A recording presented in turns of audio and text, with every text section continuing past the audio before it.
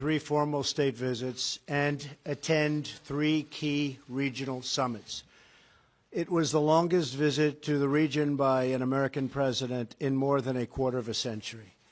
Everywhere we went, our foreign hosts greeted the American delegation, myself included, with incredible warmth, hospitality, and most importantly, respect.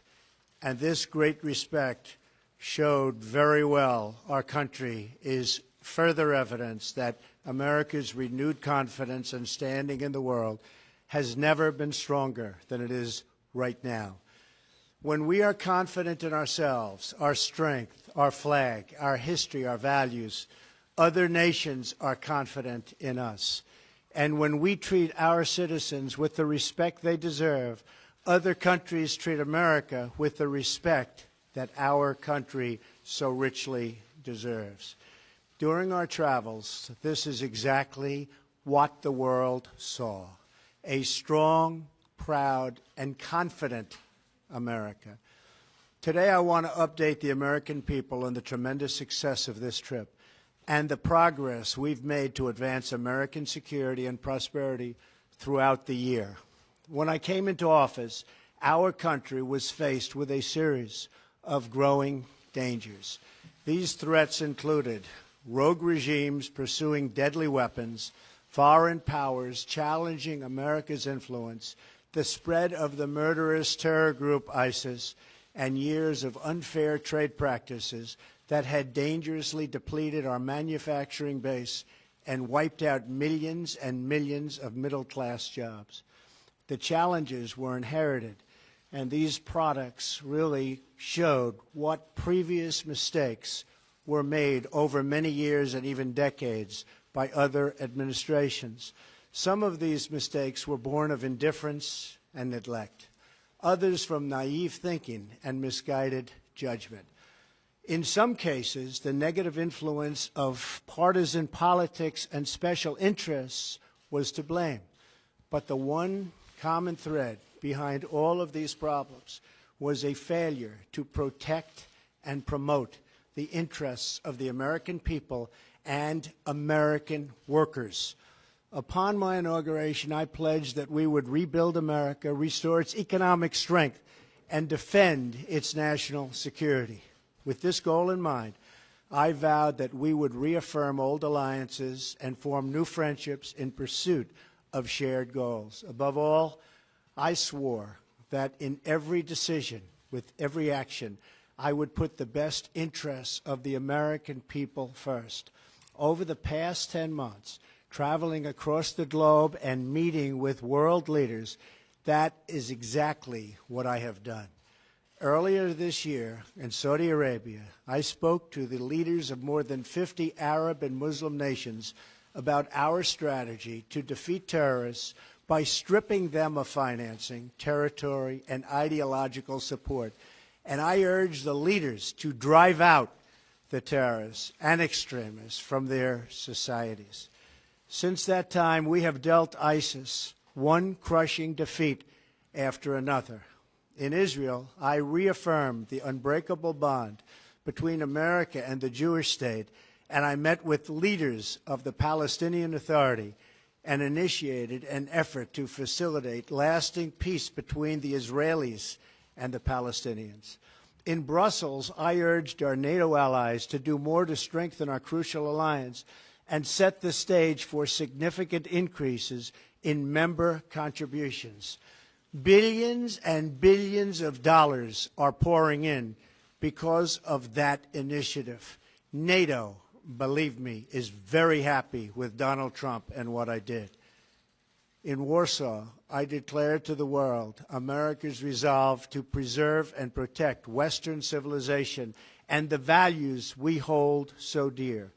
In Rome, Sicily, Hamburg, and Paris, I strengthened our friendships with key allies to promote our shared interests of security and prosperity. In September, at the United Nations General Assembly in New York, I urged that the nations of the world join in confronting rogue regimes that threaten humanity and laid out a model for international cooperation grounded in respect for sovereignty and the responsibilities that come with it. On each trip, I have worked to advance American interests and leadership in the world. And to each of these places, I have carried our vision for a better, a vision for something stronger and sovereign, so important, sovereign and independent nations rooted in their histories, confident in their destinies, and cooperating together to advance their security, prosperity, and the noble cause of peace. It was this same vision that I carried to Asia 2 weeks ago. And it was this same commitment to you, the American people, that was always at the forefront of my mind and my thinking. Our trip was defined by 3 core goals. First, to unite the world against the nuclear menace posed by the North Korean regime, a threat that has increased steadily through many administrations and now requires urgent action. Second, to strengthen America's alliances and economic partnerships in a free and open Indo-Pacific, made up of thriving independent nations respectful of other countries and their own citizens, and safe from foreign domination and economic servitude. And third, to finally, after many years, insist on fair and reciprocal trade. Fair and reciprocal trade. So important. These 2 words, fairness and reciprocity, are an open invitation to every country that seeks to do business with the United States. And they are a firm warning to every country that cheats, breaks the rules, and engages in economic aggression like they've been doing in the past, especially in the recent past. That is why we have almost an $800 billion a year trade deficit with other nations. Unacceptable.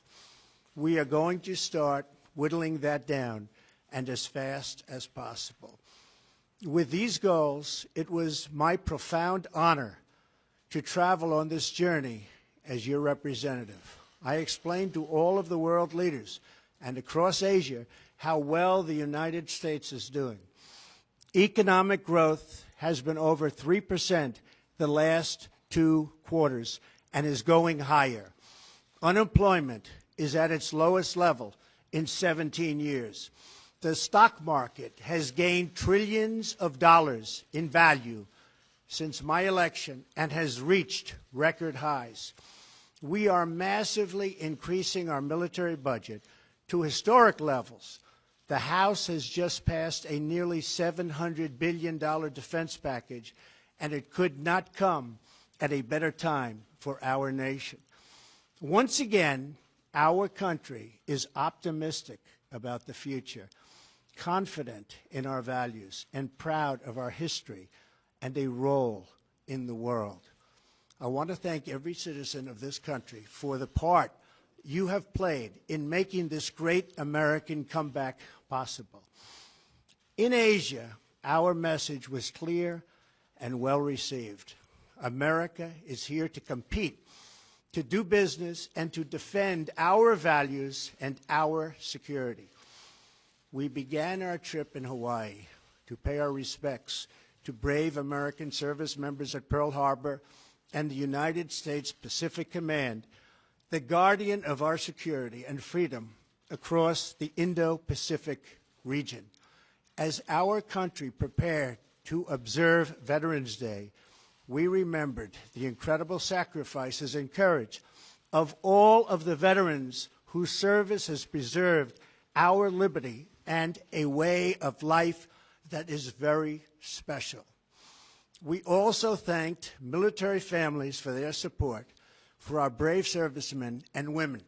From Hawaii, we traveled to Japan, a crucial U.S. ally and partner in the region. Upon landing in Japan, my first act was to thank the American service members and Japanese self-defense forces who personify the strength of our enduring alliance. Prime Minister Abe and I agreed on our absolute determination to remain united to achieve the goal of denuclearize North Korea. Shortly following our visit, Japan announced additional sanctions on 35 North Korean entities and individuals. Japan also committed to shouldering more of the burden of our common defense by reimbursing costs borne by American taxpayers, as well as by making deep investments in Japan's own military. This will include purchases of U.S. advanced capabilities, from jet fighters to missile defense, systems worth many, many billions of dollars, and jobs for the American worker. Prime Minister and I also discussed ways we can deepen our trade relationship based on the core principles of fairness and reciprocity. I am pleased that since January of this year, Japanese companies have announced investments in the United States worth more than $8 billion, 17,000 jobs. Thank you. Oh, they don't have water. That's okay. What? Oh, it's okay. Oh.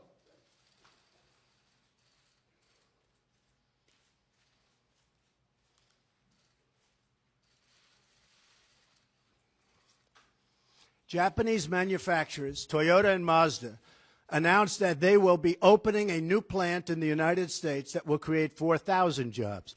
We also signed agreements between our nations to enhance infrastructure development, increase access to affordable energy, and advance our foreign policy goals through economic investment. From Japan, we traveled to another key American ally in Asia, the Republic of Korea. My official state visit to South Korea was the first by an American president in 25 years.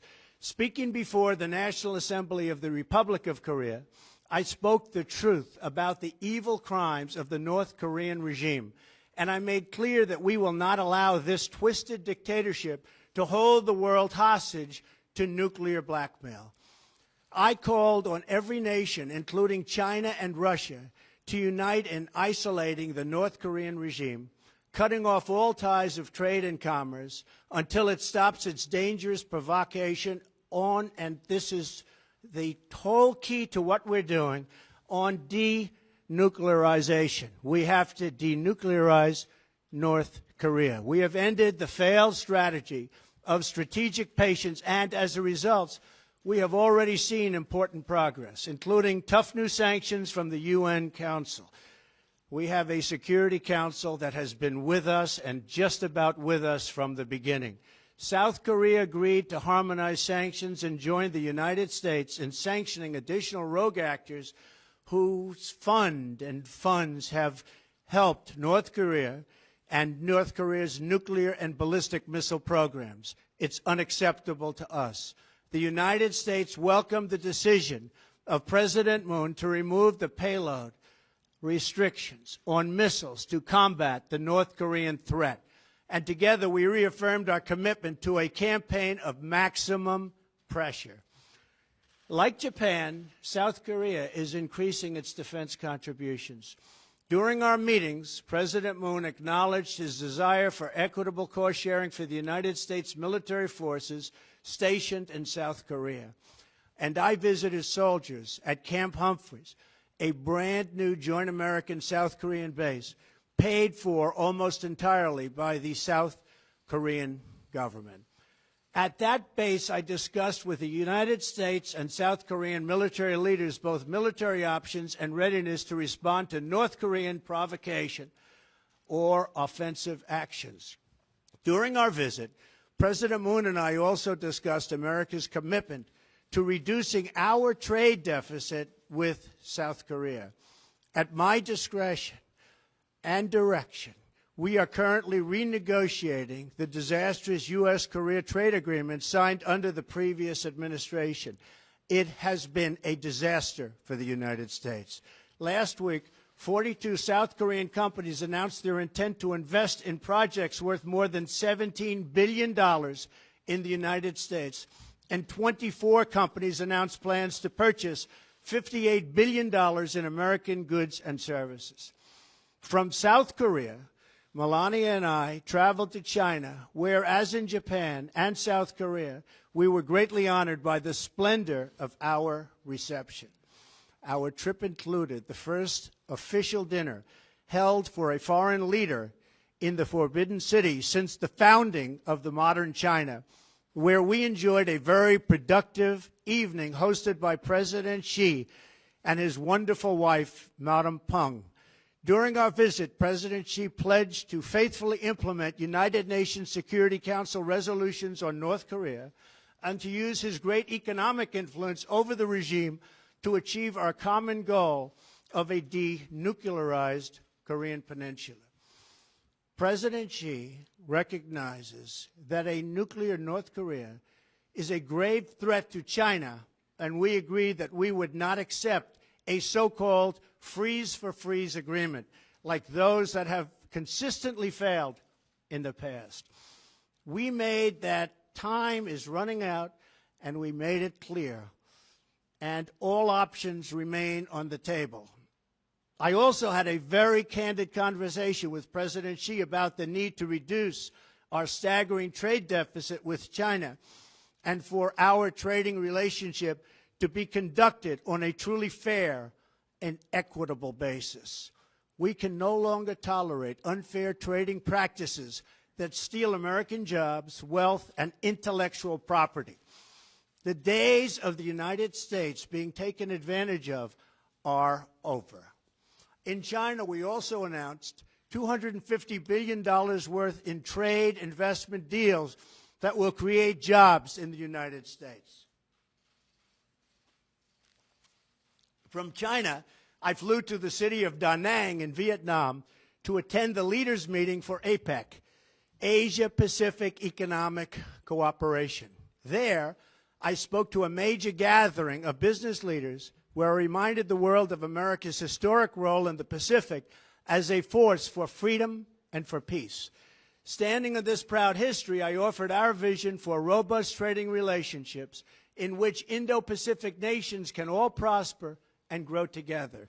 I announced that the United States is ready to make bilateral trade deals with any nation in the region that wants to be our partner in fair and reciprocal trade.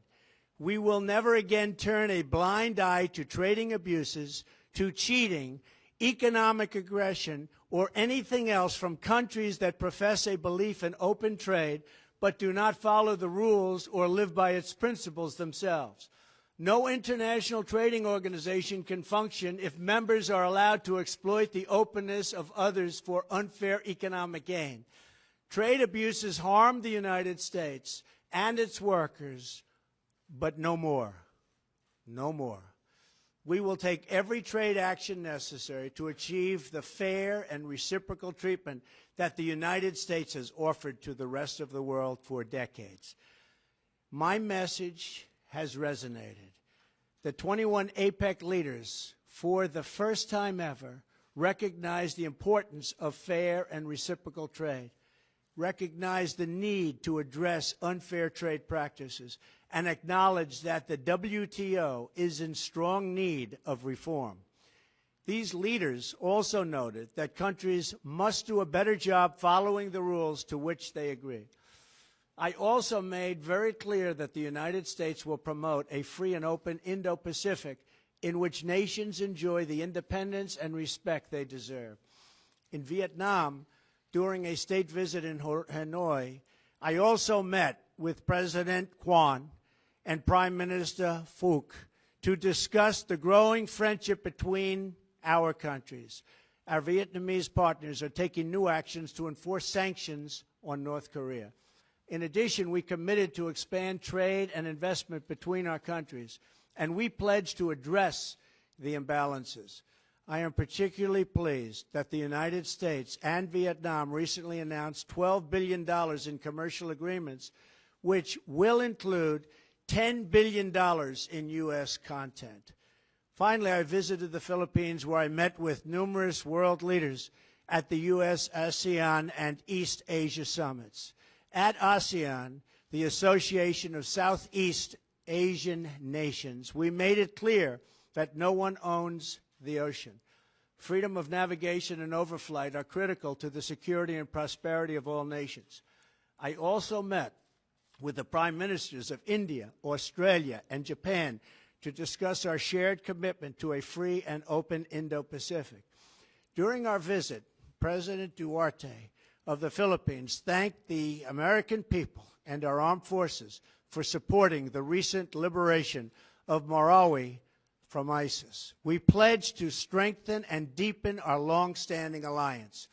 At the East Asia Summit, the United States negotiated and signed 4 important leader statements on the use of chemical weapons, money laundering, poverty alleviation, and countering terrorist propaganda and financing. And crucially, at both summits and throughout the trip, we asked all nations to support our campaign of maximum pressure for North Korean denuclearization. And they are responding by cutting trade with North Korea, restricting financial ties to the regime, and expelling North Korean diplomats and workers. Over the last 2 weeks, we have made historic strides in reasserting American leadership, restoring American security, and reawakening American confidence. Everywhere we went, I reaffirmed our vision for cooperation between proud, independent, and sovereign countries. And I made clear that the United States will be a reliable friend, a strong partner, and a powerful advocate for its own citizens. The momentum from our trip will launch us on our continued effort to accomplish the 3 core objectives I outlined: to unite the world against North Korean nuclear threat, to promote a free and open Indo-Pacific region, and to advance fair and reciprocal economic relations with our trading partners and allies in the region. We have established a new framework for trade that will ensure reciprocity through enforcement actions, reform of international organizations, and new fair trade deals that benefit the United States and our partners. And we have laid out a pathway toward peace and security in our world where sovereign nations can thrive, flourish, and prosper side by side. This is our beautiful vision for the future. This is a future where this vision, this dream, is only possible if America is strong, proud, and free. As long as we are true to ourselves, faithful to our founding, and loyal to our citizens, then there is no task too great, no dream too large, no goal beyond our reach. My fellow citizens, America is back, and the future has never looked brighter. Thank you, God bless you, and God bless the United States of America. Thank you very much. Thank you. Thank you all. Should Roy Moore resign, Mr. President? Do you believe his accusers? Do you believe the accusers of Roy Moore, Mr. President? Should he resign?